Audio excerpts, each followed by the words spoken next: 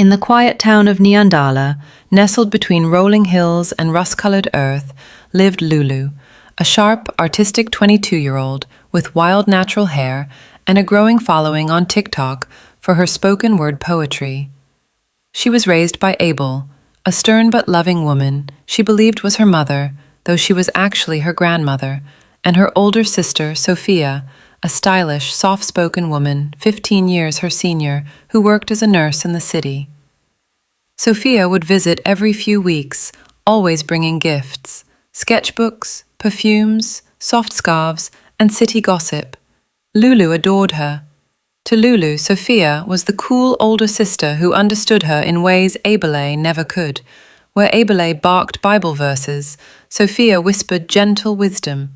She'd say things like, "Don't shrink yourself just to be digestible, be the whole meal." But things shifted the year Lulu turned 22. It started with a misplaced photo. Lulu was helping Abele sort through old boxes in the attic when she stumbled on a yellowing photograph tucked inside an old hymn book. It was a hospital picture, dated April 2002, showing a teenage girl holding a newborn, her eyes swollen from crying. Lulu flipped it over. In faint ink, someone had written, "Sophia and baby Lulu, 16 hours old." Her breath caught. "Sophia and baby Lulu," she whispered. Ebele, sensing the shift in air, looked up from her stack of clothes. Her face tightened. "Where did you find that?" she asked quickly. Lulu held it up. "Why does it say Sophia and baby Lulu?" Ebele hesitated. She sat down slowly on the wooden stool. Then she said words Lulu would never forget. "Because Sophia is your mother." Lulu dropped the photo. Her chest pounded. Her ears rang. "No," she said, backing away. "No, she's my sister, Grandma." Ibele looked down, wringing her hands. "She was 15. She had you in secret. No one knew, not even the neighbors. I sent her to stay with your aunt in Kisumu until you were born." Lulu felt like the air had been knocked from her. "And you all just lied." "We protected you," Ibele said firmly. "What was she going to give you at 15? She was a child herself." But the truth gnawed at Lulu. The woman she had called sister all her life had carried a secret so massive it had shaped her entire existence. Every memory now felt like a lie. She stormed out of the attic, the photo still clenched in her hand. That weekend, Sophia came to visit, like clockwork. Lulu didn't say a word when she arrived. She just placed the photograph gently on the kitchen table. Sophia looked at it. Her eyes darkened. She sat down without a word. "You lied to me," Lulu said. "All this time, you let me call you my sister." Sophia's hands shook slightly as she reached for the photo. "I didn't want to lie," she said. "I just didn't know how to tell you." "Why didn't you raise me?" Lulu demanded. "Why did you leave me?" Sophia looked up, eyes rimmed with tears. "Because I was scared. I was 15.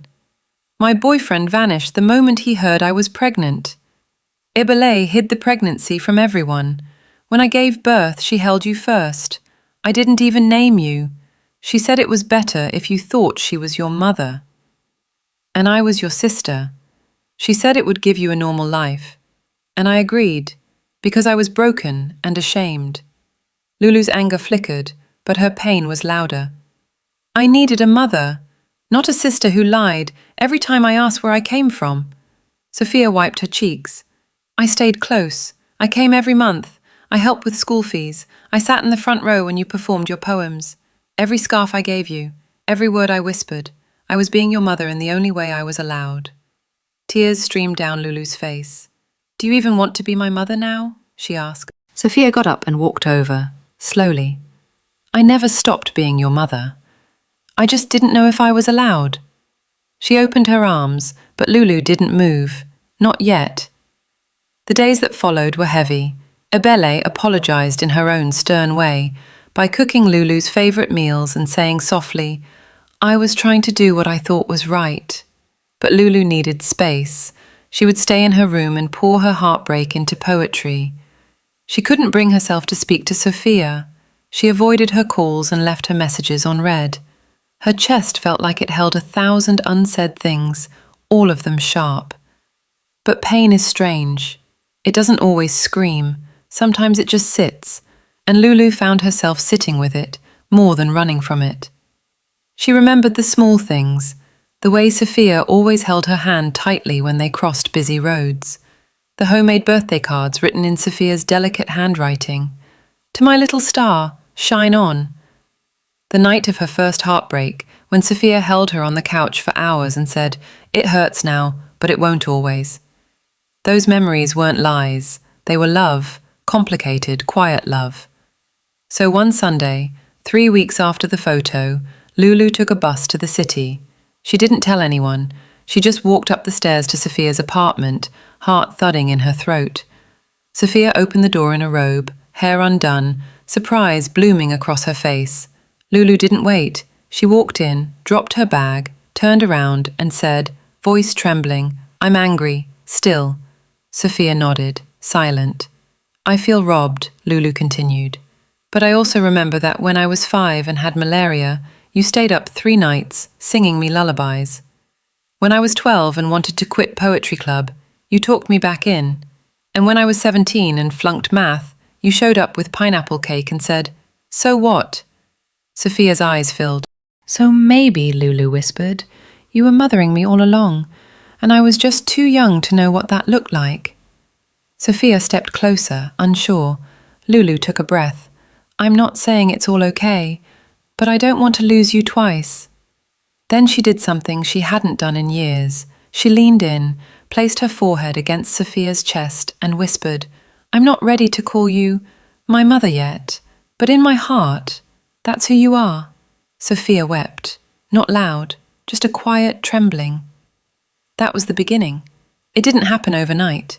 At first, it was clumsy. Lulu would sometimes pause mid-sentence, caught between Sophia and Ma.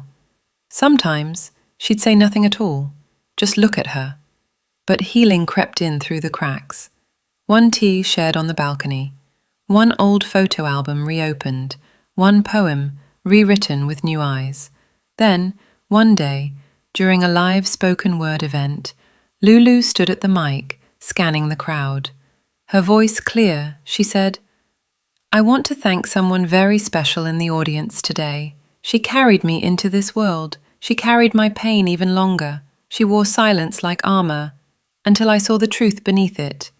She's my mother, my sister, my first audience, and my longest story." Sophia stood in the crowd, hand pressed to her heart, tears in her eyes, no longer just a hidden figure in the wings. That night, as they walked home along the quiet street, city lights flickering like tired stars above them, Lulu slowed her steps. She glanced sideways, her voice almost lost in the breeze.